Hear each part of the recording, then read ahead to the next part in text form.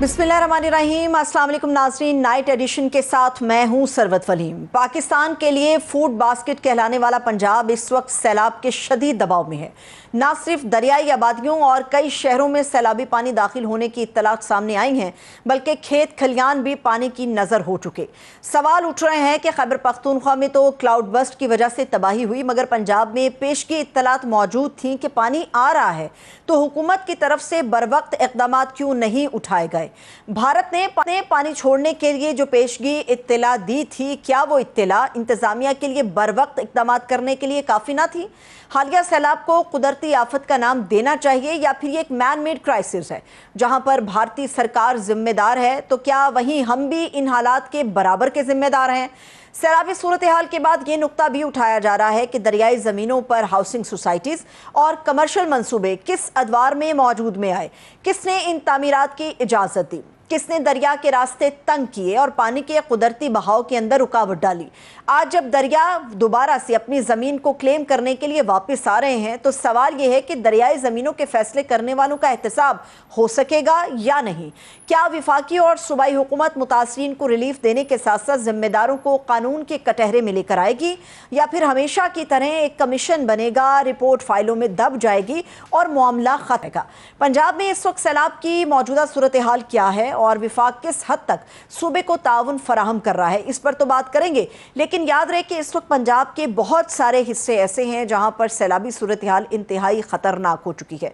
इस वक्त पंजाब के बहुत सारे शहरों के अंदर हमारे नुमाइंदगान मौजूद हैं जो वहां से हमें रिपोर्ट करेंगे कि किस शहर के अंदर कितना क्यूसिक पानी है और वहां पर लोगों के लिए क्या इमदाद और रिलीफ का काम हो रहा है। इस वक्त हमारे साथ हुज़ैफा रहमान साहब जो कि वज़ीर मुमलिकत बराए सकाफ़त व विरसा हैं, वो हमारे साथ मौजूद है। बहुत शुक्रिया हुज़ैफा साहब, थैंक यू सो मच आपके वक्त के लिए।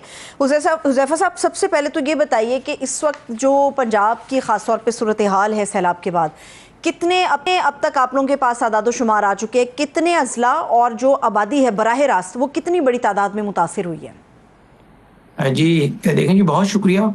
मैंने कोई फ्रेश अभी तक अपडेट नहीं ली, लेकिन सुबह तक आपके सामने था कि जो है पंजाब के जो मुतादिद अजला हैं जिसमें जो त्रिमू से लगते हैं, जिसमें झंग का कुछ एरिया है, कुछ जो है चिन्योट का एरिया है, इसी तरीके से मंडी बाहुद्दीन का एरिया है, लाहौर आपके सामने है। मीडिया ऑलरेडी रिपोर्ट कर रहा है कोई 250 के करीब देहात हैं पंजाब के। टोटल 262 का फिगर हमें दिया था जो पीडीएमए ने और एनडीएमए ने, लेकिन मेरे ख्याल से तादाद इससे कहीं ज़्यादा होगी। अभी ज़ाहिर है पानी जो है वो ज़ाहिर है कोई उसकी आँख तो नहीं होती, वो ज़ाहिर बिफरा हुआ है और मुख्तलिफ मकामात पर कट्स लग रहे हैं। तो मेरे ख्याल से कोई फिगर जो है 350 पौने 400 पर चला जाएगा जो पंजाब के मुख्तलिफ देहात हैं जो मुतासिर हैं। और कोशिश हमारी ये थी कि जो डिस्ट्रिक्ट्स हैं, जो डिस्ट्रिक्ट हेडक्वार्टर्स हैं, शहर हैं, वो मुतासिर ना हों, यानी पार्शली मुतासिर हों, और जो करीबी देहात हैं उनको जो है उस तरफ पानी का रुख मोड़ दिया जाए। लेकिन अब भी पंजाब में जो है ज़रा ख़तरा मौजूद है। जो पानी जो है ये जंग से आगे यानी त्रिमू के बाद तौसा बैराज और दूसरी साइड पर हेड पंजनद है, जो ही ये हेड पंजनद की तरफ जाएगा वहाँ पर ज़रा हमारा आखिरी ज़िला जो है वो मुजफ्फरगढ़ है, और एक तरफ मुजफ्फरगढ़ के बॉर्डर पर रहीम यार खान और एक तरफ राजनपुर है। तो ज़्यादा एरिया जो है मुजफ्फरगढ़ में अलीपुर का मुतासर होने का खदशा है, और शहर सुल्तान का, चूँकि पूरा हेड पंजनद वहाँ पर है। ज़रा अगर 11 लाख क्यूसिक पानी आ जाता है, जो कि कैपेसिटी 11 लाख की भी वहाँ पर है, लेकिन सेफली हम इसे तकरीबन 9.5 लाख 10 लाख पर रखेंगे, और बाकी 1 लाख क्यूसिक पानी जो है वो करीबी आबादियों की तरफ उसको डिस्पर्स करेंगे। तो जाहिर है करीबी आबादियों में जितने भी गाँव हैं वो उससे मुतासर होंगे। लेकिन जो इंडस की तरफ अगर आप बात करें, इंडस माइटी की, तो उसमें जाहिर है इंडस ने जो है जो उसका रूट है उसमें तकरीबन 11 से 12 लाख क्यूसिक की कैपेसिटी है। गाजी घाट पर 10 से 11 लाख की कैपेसिटी तौसा बैराज पर है, और कोई 11 से 12 लाख की सक्खर बैराज पर है। ये मुतासिर होने का खदशा नहीं है। लेकिन एक मैं आपके प्रोग्राम के तवज्जो से जरूर बताना चाहूँगा कि मैं अभी कुछ देर पहले मैप देख रहा था। बेसिकली ये जितने भी दरिया हैं, पंजनद में दरिया सिंध नहीं मिल रहा, लेकिन सिंध में जाकर जब ये सक्खर के करीब दाखिल होंगे तो सिंध भी इस पानी में शामिल हो जाएगा। अगर सिंध का पानी भी 6-7-8 लाख क्यूसिक है, और 10-12 लाख क्यूसिक पानी जो है हेड पंजनद से, जिसमें सतलज, रावी और चनाब और ब्यास मिलकर वो पानी लेकर जा रहे हैं, तो 16-17-18 लाख क्यूसिक पानी हो सकता है।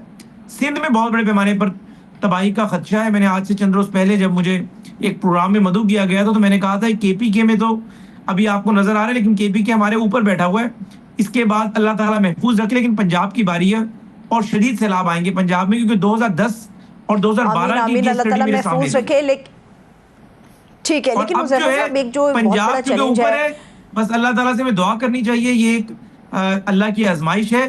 सिंध जो है वो ज़ाहिर है उसमें बहुत ज़्यादा अंदरून सिंध के मुतासिर होने का खदशा है, और अल्लाह ताला करे कि कोई अल्लाह बिल्कुल ताला ऐसे अपनी क्या, तरफ से बिल्कुल मुआवजा ऐसे क्या, करे। आज रात के हवाले से जो चीज़ें आ रही हैं पंजाब के हवाले से कि खुदा ना खास्ता पानी मजीद इंडिया की तरफ से छोड़े जाने की एक्सपेक्टेशंस है, अगर ऐसा हो गया तो सूरत हाल आउट ऑफ कंट्रोल हो सकती है। लेकिन हुज़ैफा साहब, जो पंजाब गवर्नमेंट के लिए इस वक्त बहुत बड़ा चैलेंज है, चलिए सैलाब का पानी तो आप नहीं रोक सकते, लेकिन जो लोग हैं जिनको आप लोगों ने महफूज करना है, उनको बचाना है, उनकी जानों को कीमती समझते हुए बचा के आप लोगों को लेके जाना है, इतनी बड़ी तादाद में शेल्टर्स या कैंप्स किस जगह पर और किस तरह से आप लोग मैनेज करेंगे? पिछले 2 दिन से सूरत हाल इंतहाई ज़्यादा क्रुशियल है, और आज रात तो कह रहे हैं कि खुदा ना खास्ता अल्लाह ताला महफूज रखे पाकिस्तान को, पंजाब को, हर शख्स को। आज रात तो बहुत ही ज़्यादा कठिन हो सकती है अगर ऐसा पानी का एक और रेला कहीं से भी आ गया, खासतौर पर भारत की तरफ से। जी, बहुत शुक्रिया, आप दुरुस्त फरमा रही हैं। ज़ाहिर है कुदरती आफत है, इससे आप निपटने के लिए कोशिश करते हैं कि अपना नुकसान का अंदेशा कम से कम हो, वरना कुदरती आफत को रोकना बहुत मुश्किल होता है। लेकिन गवर्नमेंट ऑफ पंजाब अभी पॉलिसी ये बना रही है कि जितने DHQs हैं, THQs हैं, जितनी गवर्नमेंट प्लेसेस हैं जिनको हम पब्लिक मकामात कहते हैं, DC हाउस है, DC ऑफिस है, कमिश्नर हाउस, कमिश्नर ऑफिसेज हैं, मुख्तलिफ पुलिस स्टेशन हैं, उन सबको हम आवाम के लिए जो है वो शेल्टर के तौर पर कन्वर्ट करने का मंसूबा बना रहे हैं, ताकि आवाम जो है वो ज़ाहिर है जो बहुत सारे इसमें ऐसे लोग हैं जो कोई अपर मिडिल क्लास के लोग हैं, कुछ लोअर मिडिल क्लास के लोग भी हैं, ज़ाहिर है उनके पास शेल्टर अगर नहीं होगा तो कहाँ ज़ाहिर है रात को जो है आसमान तले तो नहीं गुजार सकते। तो उसके लिए पंजाब हुकूमत पूरी कोशिश कर रही है कि जिनको शेल्टर्स दिए जा सकें शेल्टर्स दें, otherwise schools, universities, colleges, hospitals, police stations, और जो रियासत के पास जो है वसाइल हैं, रियासत के पास स्टेट गेस्ट हाउसेज हैं, उसमें ज़ाहिर है हम इन लोगों को मुंतकिल भी करें। कुछ लोगों के लिए ज़ाहिर है खैमा भी जो पूरा, जिस तरीके से 2010 में जब पंजाब में एक सैलाब आया था, शहबाज साहब ने एक नया शहर आबाद किया था खैमों में मुश्तमिल, मुजफ्फरगढ़ में, आपको याद होगा। तो उसी तरह की एक प्लानिंग कर रहे हैं। बस आप दुआ करें और कोशिश करें, क्योंकि ज़ाहिर है हालात बहुत ज़्यादा मखदूश हैं, और कभी आज तक लाहौर इस तरीके से डेंजर जोन में नहीं गया, और लाहौर ज़ाहिर सूबाई दारुल हुकूमत है। अगर सूबाई दारुल हुकूमत भी इस तरीके से डेंजर जोन में चला जाए, फैसलाबाद डिवीजन में जंग चला जाए, तो ज़ाहिर है मुश्किल हो जाता है सूबाई हुकूमत के लिए हाफजाबाद, बाकी ये अजला एरिया पर पंजाब के सियालकोट। तो ज़ाहिर है हम कोशिश कर रहे हैं कि अल्लाह करे कि बेहतरीन से बेहतरीन कर सकें। लेकिन ज़ाहिर है मैं अगर आपको कहूँ कि जी सब अच्छा है और कोई परेशानी की बात नहीं है, हर चीज़ हम ओके कर देंगे, तो ये बात नामुनासिब होगी। बस दुआ की जा सकती है, और हम दवा कर रहे हैं और अपनी पूरी तवानाई खर्च कर रहे हैं। अल्लाह से दुआ हम कर सकते हैं। हुज़ैफा साहब, हमें एक बड़ी अच्छी चीज़ देखने में आई थी जब खैबर पख्तूनख्वा के अंदर ये सूरत हाल थी और बड़ी अंदोनाक किस्म की थी और बाकी तमाम सूबे महफूज थे, तो बाकायदा तौर पे टेलीफोन किए गए थे, वहाँ पे अली अमीन गंडापुर साहब से रब्ता किया गया था, उनको यकीन दहानियाँ कराई गई थी कि आपको जो मदद दरकार होगी हम आप तक पहुँचाएँगे। तो क्या यकीनी तौर पे अभी खैबर पख्तूनख्वा अभी भी मुतासिर है, अभी वो बहुत ज़्यादा रिकवर नहीं कर सके, लेकिन पंजाब तक या मरियम नवाज साहिबा तक जो है राब्ते हो सके अगर कोई मदद दरकार हो, क्योंकि अकेला पंजाब तो ये सारी चीज़ें नहीं कर सकता। जब तक आप लोग यकजहती का मुजाहरा नहीं करेंगे, तमाम इकाइयाँ मिलकर इसके हेल्प नहीं करेंगे, तो नहीं हो सकेगा। मैंने कहा जी बिल्कुल इत्तेहाद और यगानगत भी होनी चाहिए, और कौमी यकजहती भी ज़रूरी है, और चारों सूबे एक इकाई हैं, और बहुत अच्छी बात होगी सिंध जो है वो भी पंजाब के साथ हो, KP के भी साथ हो, बलूचिस्तान भी साथ हो। लेकिन रियलिस्टिक बात करनी चाहिए। KPK ने खुद सैलाब को फेस किया है, और KPK के वसाइल बहुत कम थे, इसलिए पंजाब और मरकज ने पूरा उनका साथ देने का फैसला किया। लेकिन पंजाब के अपने वसाइल बहुत ज्यादा है। ये बात सियासी पॉइंट्स को लेकर कोई अच्छी नहीं होगी मैं कहूँ कि जी बिल्कुल KPK के वज़ीर आला को हमें इमदाद भेजनी चाहिए थी, चीजें करनी चाहिए थी। मेरे ख्याल से वो खुद एक आजमाइश से 2-4 हो रहे हैं। इंफ्रास्ट्रक्चर उनका बहुत बड़े पैमाने पे नुकसान हुआ है, और अल्लाह करे वो अपना इंफ्रास्ट्रक्चर बहाल करें, अपने सूबे के अंदर बेहतरीन परफॉर्म कर सकें। उनकी इखलाकी सपोर्ट ये मेरे वही काफ़ी है। लेकिन पंजाब में अगर उनसे तवक्को करेंगे तो नामुनासिब बात होगी।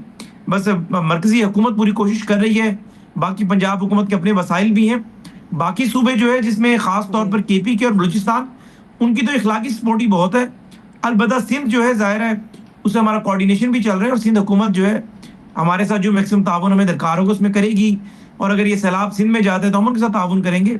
बस ये कुदरती आफत है, हम पूरी कौम को रियासती इदारों के साथ मिलकर, रियासती मशीनरी के साथ मिलकर, ये 26 करोड़ लोगों ने इससे नबरदाज़मा होना है। रियासत की 8-10-12 लाख पर मुश्तमिल जो मशीनरी है और रियासत के अफसरान है, वो मेरे ख्याल से तन तनहा इसका मुकाबला नहीं कर पाएंगे। रियासत को और आवाम को एक तरीके से मुत्तहिद होकर इस कुदरती आफत से निपटना होगा जी। ठीक है। अच्छा, एक मैं पहले इस सवाल करने से पहले माजरत इसलिए करना चाहूँगी कि शायद ये मुनासिब नहीं है, लेकिन हुज़ैफा साहब फिर भी एक सवाल ये बन रहा है और इसके ऊपर बात भी हो रही है कि बहुत अच्छी बात है कि मरियम बीबी निकली, बाहर लोगों के दरमियान गई, खुद उन्होंने जाके विज़िट किया और देखा बहुत सारी जगहों पर, सियालकोट तक गई, समड़ियाल के अंदर गई, मैंने खुद उनको देखा कि किस तरह से वो रिलीफ कैंपों में जा रही हैं, लोगों से मिल रही हैं। लेकिन एक शिकवा बहुत सारे ऐसे हिस्सों से आ रहा है कि जहाँ पर हुकूमती ओहदेदार नज़र नहीं आ रहे, इंतज़ामिया तो कहीं ना कहीं नज़र आ रही है, लेकिन अवाम का शिकवा ये है कि चूंकि हमारा भी ताल्लुक पंजाब से है तो यहाँ पर भी हुकूमती ओहदेदारों को आना चाहिए था, देखना चाहिए था यहाँ पे क्या माहौल बना हुआ है, क्या सूरत हाल चल रही है। तो अगर आप इसके हवाले से हमें अपडेट कर दे तो मेरा ख्याल है कि लोगों तक ये वर्जन चला जाएगा। जी बहुत शुक्रिया। पहली बात तो ये कि मरीम नवाज साहिबा ने बड़ा अच्छे तरीके से, ज़ाहिर है सूबे की चीफ एग्जीक्यूटिव होने के नाते उनकी जिम्मेदारी भी थी, लेकिन उन्होंने किया। कश्ती में भी वो सवार हुई, उसको बहुत सारे लोगों ने, मैंने ऐसा कहूँ हमारी आदत है कंट्रोवर्सी क्रिएट करना, लेकिन उसका एक ही मकसद था कि बेसिकली बहुत सारे लोग बोट्स में सवार नहीं होते, वो पानी का वेट कर रहे होते हैं, पानी आ जाता है लेकिन वो एतमाद नहीं कर रहे होते। जब chief executive of the province उसी बोट में बैठती है और उसी पानी के अंदर उन्हीं रेस्क्यू ऑपरेशन के साथ चले तो लोगों का एक एतमाद बढ़ता है। लोग फिर ज़ाहिर है बोट्स को बाहिफाजत तरीके से उनको रेस्क्यू करना आसान होता है और लोग एतमाद करते हैं कि हम इस बोट में महफूज हैं। तो एक तो वो इकदाम इसलिए किया गया था। दूसरी बात आप कह रहे थे कि अवामी नुमाइंदे, ज़ाहिर लोगों का शिकवा अपनी जगह पर जायज़ है, इतना बड़े पैमाने पे नुकसान हो, मैं किसी को क्रिटिसाइज नहीं करूंगा, लेकिन मरियम नवाज साहिबा ने परसों अपनी पंजाब के तमाम काबीना के वुज़रा को हिदायत जारी की कि आपने जो है लाहौर में नहीं रहना, हर वजीर को उसका एक डिवीजन अलॉट किया गया, वो फील्ड के अंदर है। MNA MPs को हिदायत जारी की गई कि आप लोग अपने हलकों में मौजूद रहना है। वज़ीर आज़म साहब ने अपने तमाम अहम वुज़रा को जो मुतलका थे, वज़ीर पानी और बिजली को पंजाब में भेजा कि लाहौर में बैठें, बिजली की बहाली में रोल प्ले करें। वज़ीर NHA को भेजा अलीम खान को, इसी तरीके से अमीर मकाम साहब को GB भेज दिया। तो नेम एनी मिनिस्टर में आपको बता दूंगा, एहसन इकबाल साहब सियालकोट में खुद फील्ड में हैं, ख्वाजा आसिफ साहब सियालकोट में आज मौजूद थे। तो अवाम ज़ाहिर है उनकी तवक्कुआत ज़्यादा होती हैं, इतनी बड़ी आजमाइश आ जाती है तो गिला शिकवा भी करते हैं, लेकिन पूरी रियासत, तमाम आपकी रियासत के वुज़रा, तमाम पॉलिटिशियंस वज़ीर आज़म और वज़ीर आला की हिदायत के मुताबिक ऑन फील्ड हैं। मैं खुद डेरा गाजी खान में था, कल ही वापस आया हूँ। अभी डेरा गाजी खान में जो है शेरली गुरचानी है वो देख रहे हैं, इसी तरीके से और हमारे वहाँ के इलेक्टेबल्स MNA MPs देख रहे हैं। तो रियासत अपनी पूरी कोशिश कर रही है, वज़ीर आज़म साहब खुद सारे मामले की मॉनिटरिंग कर रहे हैं और आवाम को ये इत्मीनान होना चाहिए कि उनकी हुकूमत उनके साथ खड़ी है, उनके नुमाइंदे उनके साथ खड़े हुए, और अल्लाह करे ये सैलाब, ये आफत जो है टल जाए। इसके बाद जो आवाम का नुकसान होगा इंशाअल्लाह ताला एक एक रुपए के, गरीब आदमी के, मुतवसत तबके के, upper middle class, lower middle class के, इन तमाम लोगों के हम रेमेडीज करेंगे इंशाअल्लाह ताला। ठीक है, लेकिन हुज़ैफा साहब आपने जो एहसन इकबाल साहब की बात की, उन्होंने ये बताया, आपने दुरुस्त फरमाया, उन्होंने कहा कि जी जो इरिगेशन का हमारा डिपार्टमेंट है उसके ज़रिए हमने आइडेंटिफाई करना है कि कहाँ पे हमारा स्ट्रक्चर मजबूत करने की ज़रूरत है, कहाँ पे गैप्स हैं उनको फिल करना है। हमें ये पता है कि हमेशा पॉइंट आउट होती हैं चीज़ें, लेकिन इम्प्लीमेंट की बारी आती है तो चीज़ें तब्दील हो चुकी होती हैं, कोई बात नहीं करता, कोई पूछता नहीं है, दोबारा से उसी प्रॉब्लम से हम गुजरते हैं। तो आपको यकीन दहानी कराएंगे कि मरियम नवाज साहिबा की जो हुकूमत है वो कितनी जल्दी इन चीज़ों को फिलअप करने में अपना रोल प्ले करेगी? देखिए जी, मैं गुजारिश करूं, फैक्ट्स के ऊपर बात करूंगा, ऐसे बात करूंगा तो जरा सियासी दावा, सियासी नारा लगेगा। 2010 में सैलाब आया था, तौसा बैराज की कैपेसिटी नहीं थी, शहबाज शरीफ साहब ने अपने दौर में शुरू किया और अब आकर तौसा बैराज की कैपेसिटी है कि वो 11 से 12 लाख क्यूसेक पानी को अफोर्ड कर सकता है। इसी तरीके से तिरमो के ऊपर जब सैलाब आया था 2010 में, उसके बाद हमने उसमें मजीद गेट्स ऐड किए थे, हेड पंजनत की अपग्रेडेशन की थी, उसमें भी 11 लाख 12 लाख क्यूसेक का पानी स्टोर हो सकता है। अब ज़ाहिर एक नए तरीके का सैलाब आया है। दरिया रावी में पिछले 30 सालों में कभी इस तरह की आफत नहीं आई। जाहिर है पंजाब में, मैं किसी और सूबे की बात नहीं करता, पंजाब में PMLN की हुकूमत ने जब कोई वादा किया, जब कोई दावा किया, वो पूरा कर दिखाया। तो इंशाल्लाह आप देखेंगे कि ये जो अजला मुतासिर हुए हैं, चाहे वो सियालकोट है, चाहे वो हाफजाबाद है, चाहे वो लाहौर है, चाहे त्रिमू से ये झंग है, इंशाल्लाह ताला महकमा इरीगेशन के जरिए हुकूमत पंजाब एक बेहतरीन मॉडल पर काम करेगी। क्योंकि ज़रा क्लाइमेट चेंज पूरी दुनिया में आ रहा है, कुदरती आफात आ रही हैं, मौसमियाती तब्दीलियां आपके सामने हैं, तो उनको देखते हुए एक नई केस स्टडी करना पड़ेगी इरिगेशन डिपार्टमेंट को। और मैं ये समझता हूँ कि I am giving you words कि विद इन 1 ईयर आप देखेंगे कि पंजाब में इन तमाम प्रोजेक्ट के हवाले से नई स्टडीज होंगी और इंशाल्लाह ताला हम दुनिया के बेस्ट जो कंसल्टेंट्स हैं उनको हायर करेंगे और बेहतरीन मॉडल लेकर आएंगे कि पंजाब में कम से कम जो मेजर अजला हैं और जो इस तरीके से मुतासिर हुए हैं वो दोबारा मुतासिर ना हो। जाहिर है 70-78 सालों के अंदर काफी अपग्रेडेशन हुई भी है, लेकिन पूरी दुनिया में क्लाइमेट चेंज आ रही है। इस तरह के तूफान अमेरिका जैसे मौजूद मुल्क में सुनामी की सूरत में आते हैं, जापान में आते हैं, फिर वो केस स्टडीज करते हैं। हम तो खैर थर्ड वर्ल्ड कंट्री है, तरक्की याफ्ता मुल्क है, उनके मुकाबले में बहुत पीछे हैं। लेकिन अगर आज हमने इस सैलाब से सबक ना सीखा तो फिर गलत बात जरूर होगी। 2010 का सैलाब जब आया था तो उसमें जो है सिंध जो है सबसे ज्यादा मुतासिर हुआ था। दरिया सिंध में तुगयानी आई थी, दरिया सिंध में हमने कट्स लगाए थे, लेकिन उसके बाद हमने दरिया सिंध पे काम किया। आज आपका दरिया सिंध महफूज है। डेरा गाजी खान का इलाका हो, दरिया सिंध से मुलिका मुजफ्फरगढ़ का इलाका हो, तौसा बैराज हो, कोटद्दू हो, ये अजला महफूज है, मियां वाली हो। लेकिन अब ये चनाब में पहली दफा हुआ है, यानी जब से सिंध तास मुआहदा हुआ इतनी बड़ी तादाद में पानी आया। लेकिन जाहिर है हम हुकूमत होकर ये नहीं कह सकते कि हम इसमें जिम्मेदारी नहीं लेते, हम इसकी पूरी जिम्मेदारी लेते हैं। इंशाल्लाह नई केस स्टडीज होंगी और आपके पांचों दरिया जिसमें सुतलज, ब्यास, रावी, चनाब, इनको और आपका जो दरिया सिंध है इसके हवाले से हम बेहतरीन केस स्टडीज करेंगे और कोशिश करेंगे कि पंजाब की अल्लाह ताला करे कि कामयाबी रहे। एक आखिरी सवाल हुज़ैफा साहब, एक आखिरी सवाल, फिर मैं इजाज़त चाहूँगी आपसे। सवाल सर मेरा ये है, मुसद्दिक मलिक साहब ने कहा है कि जी जो दरिया किनारे बने ताकतवर शख्सियात के रिजॉर्ट्स हैं उनको बचाने के लिए पूरी की पूरी बस्तियाँ उजाड़ दी गई। मरियम नवाज साहिबा के बारे में हम सब जानते हैं कि वो कानून और डिसिप्लिन की बात हमेशा करती हैं, चाहे मामला कोई भी हो। डिसिप्लिन से यारी कोई चीज़ ना वो करती हैं ना वो पसंद करती हैं। मुझे ये बताइएगा कि क्या हाथ उन तमाम ताकतवर लोगों पे मरियम साहिबा की गवर्नमेंट डालेगी? मरियम नवाज साहिबा डालेंगी क्या? वो डाल चुकी हैं। देखिए ये मैं मुसद्दिक मलिक साहब ने जाहिर है अगर वो स्पेसिफिकली बता देते, ताकतवर लोग ये काम करते हैं कि अपने रिजॉर्ट्स बचा लें, लोगों की बस्तियां तबाह हो जाएं। ये कॉमन प्रैक्टिस है आपके अंदरूनी सिंध में, अंदरूनी पंजाब में ये होता है, आपके जनूबी पंजाब में होता है। लेकिन आप ये देखें कि लाहौर जो है, शादरा एक जरा लाहौर के प्लान एरिया का हिस्सा है। एक ऑप्शन थी कि शादरा के मकाम पर कट लगाया जाता और पानी शादरा, रावी के इर्द गिर्द आपके न्याजी इंटरचेंज सारे एरिया में आता। और दूसरा तरीकाकार ये था कि जिन लोगों ने चाइना कटिंग्स की, रावी के अंदर सोसाइटीज बनाई, वो लोग उसका भुगतते हैं और आम आदमी जो गरीब आदमी शादरा में रहता है वो नुकसान ना उठाता। तो आपने देखा कि मरियम नवाज साहिबा ने शादरा और उसके एरिया किसी को कट लगाने नहीं दिया। ये मरियम नवाज साहिबा का एक बहुत बड़ा असूली फैसला है। बहुत शुक्रिया, thank you so much. Huzaifa साहब हमारे साथ मौजूद थे। एक छोटा सा ब्रेक लेते हैं, आप हमारे साथ रहिएगा।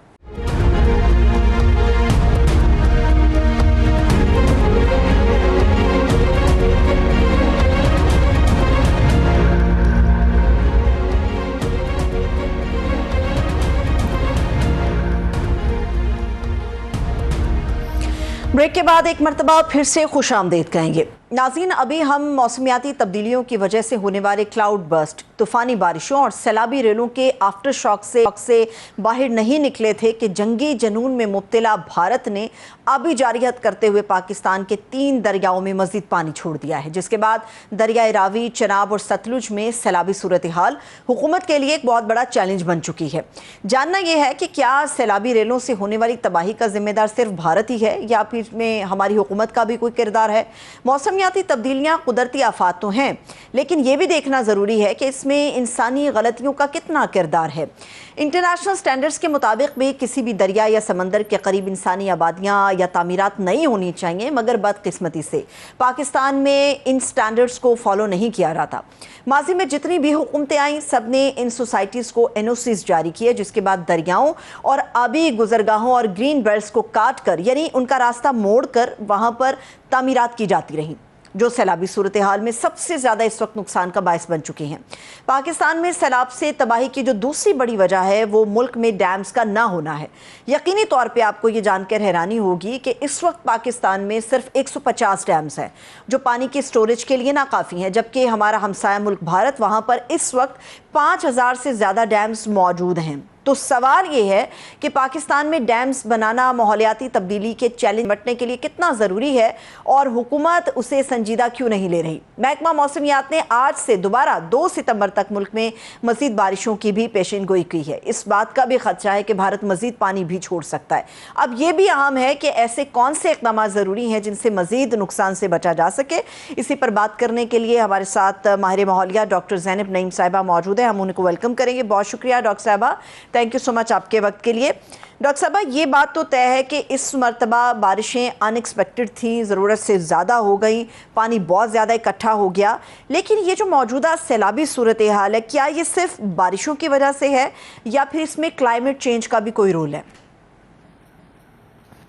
जी बिल्कुल, जो क्लाइमेट चेंज है उसने आपके बारिशों के पैटर्न को शिफ्ट कर दिया है या ट्रेंड चेंज कर दिया है। जैसे कि इस साल मानसून का सीजन बहुत पहले दाखिल हो गया, वक्त से पहले दाखिल हो गया, और उस मानसून के सीजन से पहले जो आपकी गर्मी का मौसम था उसमें नमी इस तरह से थी कि वो मौसम हम यूजुअली जुलाई अगस्त में देखते हैं। जब नमी ज्यादा हो गई और फिर मानसून का स्पेल भी दाखिल हो गया, आपके नॉर्दर्न एरियाज में टेम्परेचर 7 से 9 डिग्री सेल्सियस बढ़ गया, तो उसने जाके ये क्लाउड बस्ट जैसे मामला किए, फिर ग्लेशियर झीलें भी फटना शुरू हो गई। तो देखिए, climate change is a known fact और ये रियलिटी है, तो ये तो एग्जिस्ट कर ही रहा है, जिसकी वजह से बारिशें हो रही हैं, कहीं शदीद हो रही हैं, कहीं मुसलसल हो रही हैं। लेकिन अब उसके साथ साथ हमारी अपनी मिस प्लानिंग, मिस गवर्नेंस की वजह से हम अर्बन फ्लडिंग का सामना कर रहे हैं, क्योंकि हमने दरियाओं के रास्तों में इंक्रोचमेंट की हुई है। और अब तीसरा फैक्टर है आपका ये इंडिया फैक्टर, जिसने दरियाई सैलाब भी हमारे मुल्क में भेज दिया है। और ये भी हमें मालूम था, क्योंकि बारिशें वहां भी होनी थी। पहले उन्होंने जून में जब ड्राई स्पेल था तो अपना हमारे जो है दरिया सूखना शुरू हो गए थे, क्योंकि उन्होंने अपने डैम भरना शुरू किए। फिर इतने डैम भर दिए कि अब जब सैलाब आया वहां पे, तो हम ये तो पता ही था कि वो पानी छोड़ेंगे, और वो भी बताए बगैर प्रॉपर तरीके से। जो इंडस वाटर ट्रीटी के अंडर मैकेनिज्म है उसके तहत उन्होंने हमें नहीं बताया, ना डेटा दिया। सिर्फ एक लेटर आता है कि हम पानी छोड़े और सैलाब मुतवक्के है। सो ये वाटर टेररिज्म है। एक सिफारती सतह पे उन्होंने पाकिस्तानी गवर्नमेंट को राब्ता किया है। जी बिल्कुल, वो सिफारती सतह पे उन्होंने किया है, लेकिन कोई डेटा शेयर नहीं किया। इंडस वाटर ट्रीटी का मैकेनिज्म है कि आपको इंडस कमिश्नर के थ्रू प्रॉपर डेटा देना होता है कि कितना पानी कहाँ पे ज्यादा पानी है डैम्स में मौजूद है। वो लॉग होता है, पूरा डैम लॉग होता है, डेटा लॉग होता है। हमारे पास कोई इन्फॉर्मेशन नहीं थी जिसमें वो साबित कर गए कि इंडस वाटर ट्रीटी को इन अबेयंस में वो हेल्प कर रहे हैं और उसको वो नहीं मानते यूनिलैटरली। इसीलिए हमें इस तरह से दूसरे चैनल के थ्रू इंफॉर्मेशन मिली है जो कि कंप्लीट नहीं थी। ठीक है, लेकिन डॉक्टर साहब 3 फैक्टर्स की आपने बात की, इसमें ये जो एक भारत वाला फैक्टर है, यकीनी तौर पे हम चाह के भी उसके ऊपर काबू तो नहीं पा सकते। वो हमेशा से खिलाफ वर्जी करता आया पाकिस्तान के साथ, जितने भी एग्रीमेंट्स उसने किए, खासतौर पे जो हमारे आबी एग्रीमेंट उनके साथ हैं उसकी वो हमेशा खिलाफ वर्जी करता आया। लेकिन कुछ चीज़ें हमारे अपने हाथ में। आपने अपनी गुफ्तगू के अंदर अर्बन फ्लडिंग की बात की। ये जो अर्बन प्लानिंग का मामला है, जिस तरह से दरिया के किनारों पर सोसाइटीज़ बना दी जाती हैं, वहाँ पर रेजिडेंशियल एक पूरा प्रोसेस शुरू कर दिया जाता है, तो अप्रूवल भी तो गवर्नमेंट से थी और बाद में परेशानी भी होती है, दरबदर लोग भी होते हैं। तो आपको लगता है कि सैलाबी सूरत हाल में ये जो अर्बन प्लानिंग का इशू है सबसे बड़ा, ये सबसे ज्यादा नुकसान पहुंचा रहा है इस वक्त भी मौजूदा हालात में? जी, इसी अर्बन मिस प्लानिंग ने 2022 में भी नुकसान पहुंचाया था। हमने तब भी नहीं सीखा, और अभी भी ये क्रिमिनल नेग्लिजेंस है कि मुसलसल सैलाब आते आपको बता रहे हैं कि ये जो हाउसिंग सोसाइटीज दरियाओं के रास्तों में बनी हुई हैं या नालों के जो पहाड़ों से आते हैं उनके रास्तों में बनी हुई है, ये वहीं मौजूद रहती है और तबाही होती है, और आप फिर भी इसका हल निकालने से कासिर हैं। तो दिस इज क्रिमिनल नेग्लिजेंस। आपको पता है पंजाब में river encroachment and drainage act 2023 का मौजूद है, जिसपे प्रॉपर बताया हुआ है मुख्तलिफ हिस्सों में उसके कि कहाँ आप कनाल अथॉरिटी होनी चाहिए, कनाल ऑफिसर होना चाहिए प्रॉपर इन चीजों को मैनेज करने के लिए। फ्लड प्लेन इंक्रोचमेंट नहीं होनी चाहिए, लेकिन निफाज नहीं है। यही चीज खैबर पख्तूनख्वा में भी है। सिंध वाली साइड पे तो मसले ही और है ना, वहां पे कराची जैसे शहर में ड्रेनेज इतनी आउटडेटेड है कि वो इस किस्म के सैलाब को अपने अंदर बर्दाश्त करने की सलाहियत ही नहीं रखती, क्योंकि अर्बन प्लानिंग का बारिश हो जाए तो हालात आउट ऑफ कंट्रोल हो जाते हैं। सैलाब आना तो फिर बहुत बड़ी बात है, बारिश नहीं संभाली जाती वहां तो।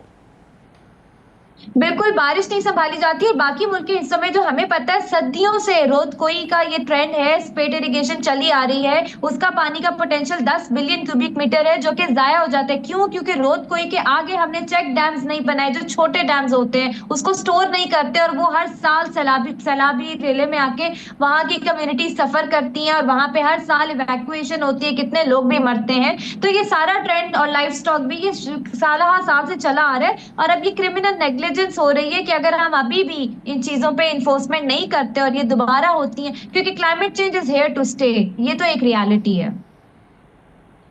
ठीक है, लेकिन डॉक्टर साहब इस क्रिमिनल नेग्लिजेंस की जो सबसे बड़ी कीमत है वो आप और मैं, हम समेत तमाम लोग जानते हैं कि उसकी सबसे ज़्यादा कीमत एक आम आदमी उठाता है, चाहे वो किसी भी तरह से वाबस्ता हो इस पूरी सूरत हाल में। अब जैसे कि सैलाब आया, एक खदशा ये जाहिर किया जा रहा है कि सैलाब की वजह से जो सबसे ज़्यादा बड़ा तबका मुतासिर होगा वो किसानों का होगा, क्योंकि शायद ज़रई ज़मीनें बहुत ज़्यादा मुतासिर इससे होती हैं, काश्तकारी के अंदर भी बहुत ज़्यादा ऐसे नुकसानात हैं जो कि उठाने पड़ते हैं। आप क्या कहती हैं कि अगर इस किस्म के सैलाब आते हैं तो ज़रई ज़मीनों को कितना बड़ा नुकसान पहुंचता है ऐसी सूरत में जब किसान पहले बेहाल है, हमारी सारी की सारी फसलें जो हैं वो खसारे के अंदर जा रही हैं, किसान हमारा परेशानी से गुजर रहा है, तो सैलाब उनको कितना मजीद परेशान कर सकता है उनके ज़मीनी और उनके फसलों के हवाले से? बिल्कुल, आपकी ज़राअत जो है वो सिर्फ सैलाबों से नहीं, शदीद गर्मी से भी मुतासर होती है। आपका कैश क्रॉप की एक्सपोर्ट मुतासर हो जाती है हर साल हीट वेव से। फिर ड्राई स्पेल चलता है, जब पानी नहीं होता तो आपके दरिया सूख रहे होते हैं और तब भी, और फिर सैलाब आ जाते हैं, खड़ी फसल तबाह हो जाती है, या शदीद यालाबारी हो जाती है, खड़ी फसल तबाह हो जाती है। तो ये क्लाइमेट चेंज से हो रहा है। इसमें दो फैक्टर्स हैं। फैक्टर ये है कि हमें पता है हर साल सबसे ज्यादा जब भी सैलाब आते हैं सबसे ज्यादा ये तबका अफेक्ट होता है। हम क्या करते हैं, Benazir income support programme cash transfer निकाल देते हैं और हमें लगता है मामला हल हो गया। ऐसा नहीं है। आपको proper climate risk insurance policy निकालने की जरूरत है या स्ट्रैटेजी बनाने की जरूरत है, जिसमें माइक्रो फाइनेंस सेक्टर और फाइनेंशियल इंस्टीट्यूशंस को शामिल करके अपने किसानों को सपोर्ट करें, उनको इंश्योरेंस स्कीम्स निकालें, क्रॉप इंश्योरेंस करें। फिर आपको बेनजीर इनकम सपोर्ट प्रोग्राम आप one of the success stories है पूरी दुनिया में। इसको यूज करते हुए आपके अडेप्टेशन के प्रोजेक्ट्स इसके साथ लिंक करें ताकि ये रिजिलियंस बिल्डिंग जो है, इसको अडेप्टिव सोशल प्रोटेक्शन कहते हैं, जो लोगों की मदद होती है, जो आपने बाद में रिहेबिलिटेशन करनी होती है, वो बाइज्जत तरीके से आप इस तरह से कर सकते हैं। ये कोई कैश ट्रांसफर कर देना दिस इज नॉट इनफ। फिर आपको क्लाइमेट स्मार्ट इन्वेस्टमेंट स्ट्रैटेजी बनाने की जरूरत है, जिसमें आप रियल एस्टेट और कंस्ट्रक्शन इंडस्ट्री को शामिल करें कि किस किस्म की कंस्ट्रक्शन करनी चाहिए और किस किस्म की बिल्कुल मना हो जाएगी, ताकि आपका ये सेक्टर जीडीपी में कंट्रीब्यूट करता है, उनको पता हो कि आपने कैसे स्ट्रेटेजाइज करना है। फिर आगाही अवाम को बताएं कौन सी चीज सही है, कौन सी चीज गलत है। एग्रीकल्चर प्लान होता है पूरा कि क्लाइमेट शॉक्स को जो बर्दाश्त कर सके, कहाँ पे क्या चीजों की जरूरत है। एग्रो इकोलॉजिकल प्रैक्टिसेस होती हैं, एकेडेमिया को शामिल करके किया जाता है। आपके मुल्क में यंगस्टर्स इतने हैं और उनका इतना ट्रेंड ही नहीं है एग्रीकल्चर सेक्टर की तरफ, वो इस चीज को इंपॉर्टेंट नहीं समझते क्योंकि हम आगाही नहीं देते। आगाही दें और उनपे जॉब्स क्रिएट करें, स्मॉल मीडियम एंटरप्राइजेस को सपोर्ट करें। मैं खलाने की माफी चाहूंगी डॉक्टर साहिबा, आपने ये जो आगाही की बात की है, मुझे याद है कि बिल्कुल हमारे बचपन के दौर के अंदर ऐसा हुआ करता था कि किसानों के लिए खास तौर पे आगाही मुहिम चलाई जाती थी और बाकायदा नेशनल जो सरकारी टेलीविजन है उसका इस्तेमाल किया जाता था। अभी जो सैलाब की सूरत हाल है, बदकिस्मती का ये आलम है कि सैलाब आकर तबाहकारियां मचा रहा है, तो तब हमें अंदाजा हो रहा है कि जी गवर्नमेंट शायद हरकत में है, लेकिन इससे पहले हमारे लिए कितने बड़े नुकसानात आने वाले थे, तो उसमें हमें एक आम आदमी के लिए और ख़ासतौर पे वो जो छोटी छोटी बस्तियों में झोंपड़पट्टियों के अंदर लोग रहते हैं, वहाँ तक हम अपनी इस आगाही मुहिम को नहीं फैला सके, ना पहुँचा सके, ताकि लोगों को बचाया जा सकता, उनके जानो माल को बचाया जा सकता। एक बड़ी तादाद इससे बहुत ज़्यादा इफेक्ट हो चुकी है अब तक। ये बिल्कुल दुरुस्त बात है और इसमें एक और चीज भी है, हम शायद सब चीजों को कनेक्ट नहीं कर पाते। जब लोगों के असासे जब वो खो देते हैं, फिर कुछ लोग अपने बच्चों को इलीगली दूसरे ममालिक में माइग्रेट कराते हैं और ये भी कहानियां मौजूद हैं कि उनके वो कश्तियां उलट जाती हैं इलीगल माइग्रेशन से, ये ग्रुप्स एक्टिव हो जाते हैं उन इलाकों में, वो फिर जो बच्चा कुचा होता है ऐसे वेस्ट कर देते हैं। तो हम कनेक्ट नहीं कर पाते कि ये कितना बड़ा सान्या होता है आपके मुल्क में। फिर दूसरी बात ये कि आपको अवेयरनेस के लिए ये ना पूरी स्ट्रैटेजी बनती है। देखिए, एक किसान को क्या पता आपके मुल्क में नेशनल क्लाइमेट चेंज पॉलिसी क्या है और उसमें क्या होना चाहिए, इन्फोर्समेंट मैकेनिज्म क्या है। फिर दूसरी बात ये है कि आपके सूबों की अकाउंटेबिलिटी नहीं है कहीं पे। देखिए, 18वीं तरमीम के बाद एनवायरनमेंट का सब्जेक्ट, वाटर का सब्जेक्ट, ये सारा सूबों में स्कैटर्ड है। आपके डिपार्टमेंट्स क्या इस काबिल है? लोकल गवर्नेंस सिस्टम से तो है ही नहीं, जहां है वो नाम का है। क्या उनकी कैपेसिटी है? वो समझ सकते हैं कि ये जो मामलात हो रहे हैं, अभी भी लोग इसको क्लाइमेट चेंज से लिंक नहीं कर पा रहे। वो कह रहे हैं कि ये तो होता है, सैलाब आ जाते हैं, ये होता है। आप उनको बताएंगे नहीं जब तक डिपार्टमेंट्स के थ्रू, जब तक एक आम किसान तक ये बात नहीं पहुंचती, तो आपकी पॉलिसी, आप फेल है उस पॉलिसी में। साइंस को पॉलिसी से कनेक्ट किए बगैर इन्फोर्समेंट मैकेनिज्म आपका कभी नहीं चल सकता, और अभी भी कितनी पॉलिसीज में वो है ही नहीं। तो ये बहुत बड़ा, एब्सोल्युटली राइट। डॉक्टर साहब, एक और बड़ा, ठीक है, मैं कथा कलामी की माफ़ी, एक और बड़ा अहम सवाल है डॉक्टर साहब। ऐसी जब सैलाब की सूरत हाल होती है तो हम बिल्कुल ज़मीन के ऊपर जितना हिस्सा मुतासिर हो रहा होता है हमेशा उसकी बात करते हैं, लेकिन अगर हम लोकल बायोडाइवर्सिटी की बात करें, जैसे हम जंगली हयात की बात करें, दरख्तों की बात करें, जंगलात की, दरियाई निज़ाम की बात करें, तो किसी भी सैलाब, और ख़ास तौर पर जो मौजूदा बदतरीन सैलाब पाकिस्तान के अंदर है, तो इसमें कितना मुतासिर होने का खदशा होता है लोकल बायोडाइवर्सिटी का? देखिए, अभी मैं कुछ वीडियोस देख रही थी कि मैदानी इलाकों में कुछ ये पेंगोलिन होते हैं, एंट ईटर्स, वो बह के दूसरे इलाकों में पहुंच गए हैं। कुछ इसी तरह हशरात होते हैं आपके, ये एनिमल्स होते हैं, ये दूसरे इलाकों में पहुंच जा रहा है। लाइफ स्टॉक बहता है आपका, तो ये इधर से उधर ये शिफ्ट हो रहा होता है। फिर तीसरी बात ये कि जब पानी खड़ा होता है ना, तो और मैदानी इलाकों से आपको भी पता है पानी इतनी आसानी से नीचे नहीं उतरता, उसको टाइम लगता है। जब पानी खड़ा होता है ना, उसमें जो बीमारियां पैदा होती हैं, और फिर ये जानवर मरते हैं, और फिर ये सारा इंसानों तक ट्रांसफर होती है। फिर किस तरह से ये मच्छरों से बीमारियां पैदा होती है, पूरी बायोडाइवर्सिटी आपकी इम्पैक्ट होती है। 2010-11 का एक वाकया है, शायद आपने देखा हो, कि जब सैलाब आए थे तो कितने जो दरख्तों पे मकड़ियों ने जाले बना लिए थे, और वो इतने ज्यादा बन गए थे कि लोग परेशान हो गए थे। मकड़ियां ऊपर चढ़ गई थी दरख्तों के, और ये जाले बुन लिए थे, दरख्त कवर हो गए थे जालों से। तो आप देखें कि आपकी पूरी, ये सिर्फ एक इकोसिस्टम नहीं है, ये बहुत इकोसिस्टम्स है। आपकी कंजर्वेशन होती है इसमें कि आपने कैसे इनको बचाना है। आपके उन जंगलात में आप दरख्त ऐसे लगाते हैं जो सैलाबों को रोक सकते हैं। लोकल दरख्त लगाते हैं, नेटिव दरख्त लगाते हैं। ये पाम का दरख्त लगा लिया, ये कोनोकार्पस लगा लिया, ये मिस प्लानिंग है। इससे आपके ज़ेर ज़मीन आबी ज़खायर भी अफेक्ट होते हैं। सो बायोडाइवर्सिटी की इंक्लूजन बहुत ज्यादा जरूरी है आपकी प्लानिंग में। सही है। एक आखिरी सवाल डॉक्टर साहबा, एक आखिरी सवाल आपसे। आपने भी देखा होगा कि सैलाब के बाद जो हुकूमती नुमाइंदगान हैं, हुकूमती ओहदेदार हैं, वो आपको मुख्तलिफ हिस्सों में नज़र आ रहे होंगे, सोशल मीडिया पे, टेलीविज़न की स्क्रीन्स के ऊपर, के जा रहे हैं जगह जगह, पानी को चेक कर रहे हैं, लोगों से मिलजुल रहे हैं।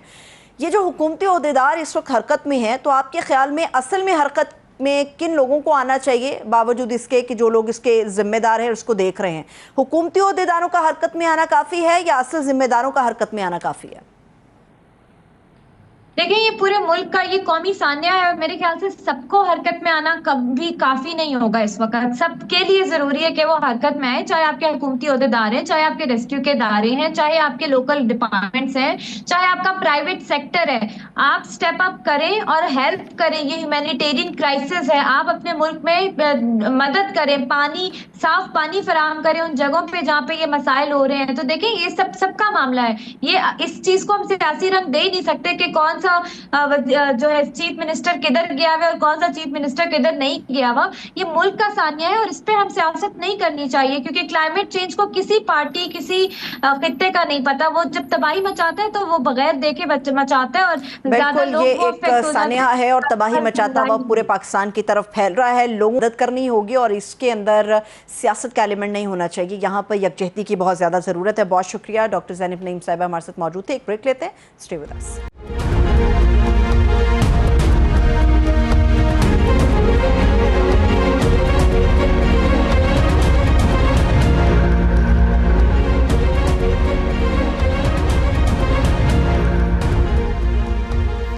ब्रेक के बाद एक एक मरतबा फिर से खुशामदीद कहेंगे। नाज़रीन, आज़ाद कश्मीर, गिलगित बल्तिस्तान और खैबर पख्तूनख्वा के बाद अब पंजाब तारीख के एक और बदतरीन सैलाब का सामना कर रहा है।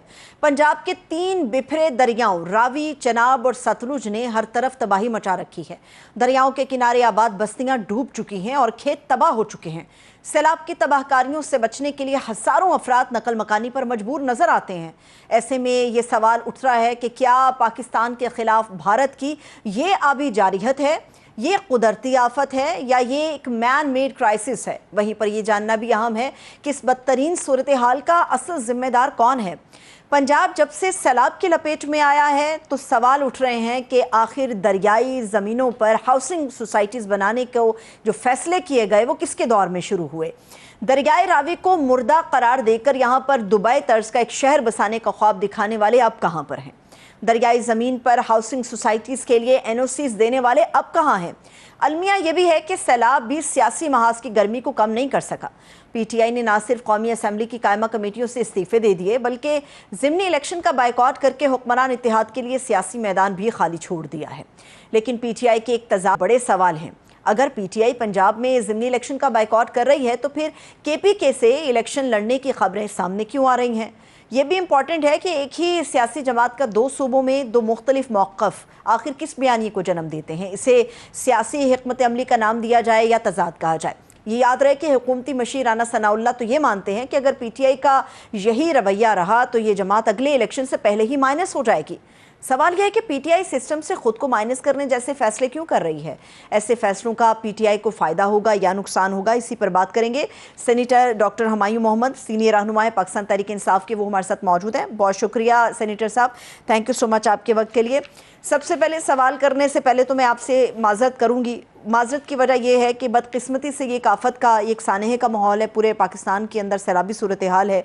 हज़ारों अफराद जो हैं नकल मकानी पर मजबूर हैं। लाखों का नुकसान हो गया है। किसी के पास घर नहीं है, किसी के पास छत नहीं है, किसी के पास रिलीफ कैंप नहीं है, किसी के पास भूख है, खाना मुयस्सर नहीं है।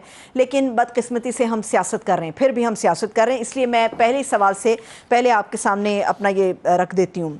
अब मुझे ये बताइए डॉक्टर साहब, क्या वजह है? आप लोगों को तो यकजहती का मुजाहरा करना चाहिए, सियासत तो एक तरफ रख देते हैं। एक दूसरे के खिलाफ बयानबाजी क्यों हो रही है अभी इस माहौल में भी, क्यों? देखिए, इस तरह है, बिस्मिल्लाहिर्रहमानिर्रहीम, इय्याका नअबुदु व इय्याका नस्तईन। सबसे पहले तो मैं आपको 1-2 बातें बता दूं।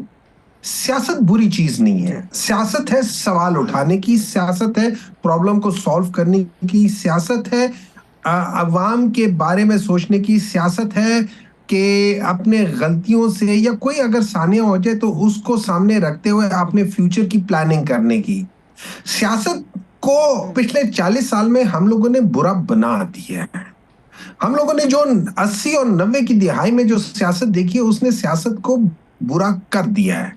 हमने सियासत को पॉलिटिकल विच हंटिंग बना दी है। अपने मुखालिफ को जेलों में डालने में स्पेशल जो एहतसाब कमेटियां बना के उन लोगों को करने की, लोगों की जुबानें काटने की, वो सारी चीजें हमने कर दी हैं। लेकिन एनीवे, आपके सवाल पे आता हूं। देखिए, इस तरह है, मैं सैलाब के लिहाज से आता हूं। 1988 में कहा जाता है कि 1988 में एक सैलाब आया था जो शायद इतना ही सख्त था जितना आज आया है। 1988 को तकरीबन 40 साल हो गए हैं, ऑलमोस्ट टचिंग। मेरा सवाल उठता है, बल्कि 50 साल होने वाले हैं। मेरा सवाल उठता है, इन 50 सालों में हमने 1988 के उस सैलाब से क्या सबक सीखा और क्या मेजर्स लिए? क्या 1988 से लेके आज तक हमने कोई रिजर्वॉयर्स में इजाफा किया? क्या हमने कोई ऐसी जगह बैराजेस बनाई है जो पानी की शिद्दत को या पानी की स्पीड को कम कर सके?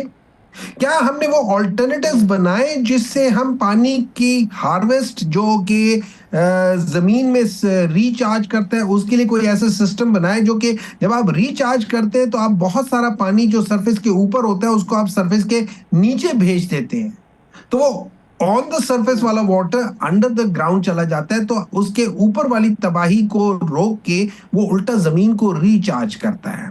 क्या हमने क्या किया है? हमने कुछ नहीं किया। अगर हमने कुछ नहीं किया तो सवाल उठता है 1988 से लेकर आज तक किन लोगों की हुकूमत रही है, उनमें से कितने लोगों की हुकूमत रही है। 3.5 और साल चले तो आपकी हम भी थी आप आप एक काम करना, मैं जरा सबर कर ले, आप देखे ना, आपको बहुत जल्दी है 3.5 साल में आने की, मैं उसी 3.5 साल पे आ रहा हूँ, जरा सबर कर ले, दिल नहीं थाम के रखे, डॉक्टर साहब, मैं उधर ही आ रहा हूँ। मैं इसलिए नहीं आ रही डॉक्टर साहब, मेरी अर्ज सुन ले डॉक्टर साहब, मैं इसलिए नहीं आ रही, मैं सिर्फ इसलिए आ रही हूँ चूंकि आप पीटीआई के हैं और आप 40 साल की बात कर रहे हैं सर। आप मेरी अर्ज सुन ले, मैं 48 सालों में से 3.5 साल का हिसाब किताब देता हूँ, आप मुझे बाकी के 45 सालों का हिसाब किताब दे दें। मैं 3.5 साल में ये कहता हूँ कि मैं किसी की रिप्रेजेंटेटिव नहीं हूँ। आप एंकर, देखिए ना, आप एंकर हैं, बिल्कुल मानता हूँ एंकर है, मैंने कब कहा कि आप एंकर नहीं है, लेकिन आप 45 साल का मुझे हिसाब किताब तो दिलवा देना कि 45 बरसों में क्या हुआ, 1988 से लेके 2018 तक क्या हुआ। आप उन 40 सालों का दे दे, बाकी के 5 साल हम कर लेते हैं। लेकिन मैं आपको बताता हूँ 3.5 साल में क्या, 3.5 साल में वो डैम जो 1984 में या 1987 में या 1980s में जिनको कहा गया था कि ये होगा, उन पे कोई काम नहीं है, वो हमने शुरू करा दिए थे। जिस सोसाइटी की आप बात कर रही थी कि आपने कहा था कि ये एक शहर आबाद होगा, वो शहर रावी से 35 किलोमीटर दूर था। आप लोग तो मतलब आप लोगों ने तो आके 2 काम हमें करके दिखा दिया, और शायद इस पे आप सब लोगों को एक तो चीजें, ये एक ऐसी 2 बातें हमें पता चली है पिछले 3-4 सालों में कि जो शायद हम लोग जितना मर्जी पे पीएचडी कर लेते ना पता चलता। एक कि अगर बारिश आती है तो पानी आता है, और अगर बारिश ज्यादा आती है तो पानी ज्यादा आता है। दूसरा, और सच भी है, और दूसरा कि जब रेन होती है, बारिश होती है, तो टोरेंशियल रेन होती है। ये 2 चीजें शायद हमें कभी नहीं पता चलती। लेकिन thank you very much for such an Aristotle type of people.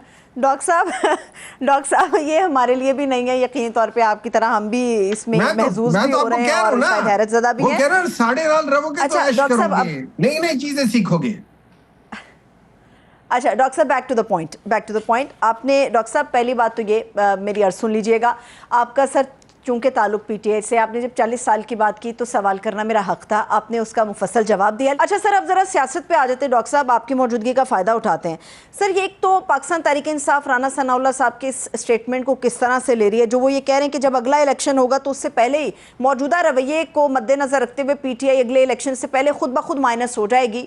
तो इस स्टेटमेंट को पीटीआई और आपके तमाम जो लोग हैं वो किस तरह से देख रहे हैं?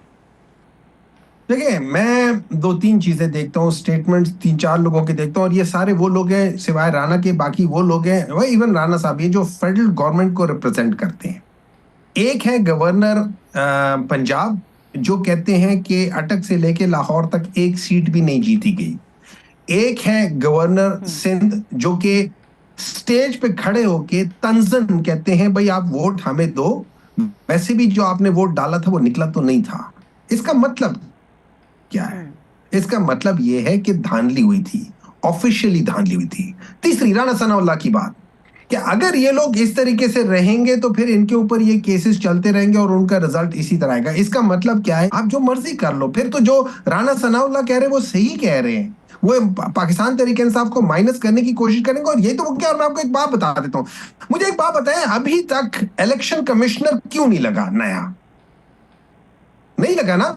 अब मैं वजह बताता हूं। देखिए, ये इनकी एक जो गंदी सोच है ना, वो क्या कर रहे हैं, ये पाकिस्तान तहरीक इंसाफ के लोगों को डिस्क्वालीफाई करेंगे, उसके बाद पीएमएलएन को इतनी सीटें दिला देंगे कि पीएमएल सिंपल मेजॉरिटी के साथ अपनी हुकूमत बना लेगी। जिस दिन पीएमएल अपनी हुकूमत बना लेगी और उनको पीपल्स पार्टी की बैसाखी की जरूरत नहीं पड़ेगी, उस वक्त पीपल्स पार्टी के नंबर्स, हमारे नंबर्स या पीपल्स पार्टी के नंबर्स, इत्यादियों के नंबर्स, जो जैसे बाप हो गया, एमकेएम हो गया, उनके साथ मिलकर पीपल्स पार्टी ऑपोजिशन में चली जाएगी, और ऑपोजिशन में जाके बिलावल भुट्टो ऑपोजिशन लीडर हो जाएगा। अब गवर्नमेंट और ऑपोजिशन लीडर मिलके अपने मतलब का बंदा दोबारा लगा देंगे। हो सकता है इसी को दोबारा लगा दें, हो सकता है किसी और को लगा दें, but this is what they are trying to do, this is how they will steal। ये अगर आप वो देखिए ना, वो ओशन 11 का मतलब है डॉक्टर साहब कि पहले से सब चीजें प्लान के अंदर तैयार की गई हैं, बस उनको हतमी शक्ल देना अभी बाकी है। बहुत शुक्रिया सर, बहुत शुक्रिया। Thank you so much senator doctor Humayun Mohammad sahab हमारे साथ मौजूद थे, आपके वक्त शुक्रिया। इसके साथ ही मुझे इजाजत दीजिए, अपना बहुत सा ख्याल रखिए, खुदा।